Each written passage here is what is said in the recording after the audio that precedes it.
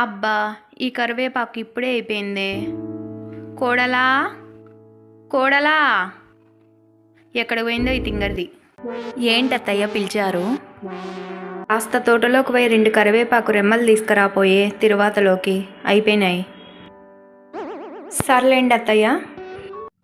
మా అత్త ఎప్పుడు తింగరదానా అంటారు.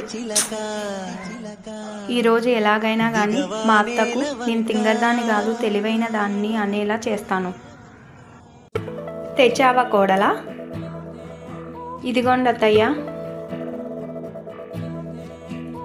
తేవే. ఇదేందే?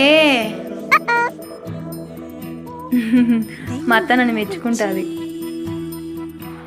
ఇదేందే 2 రెమ్మలే తెచ్చినావు?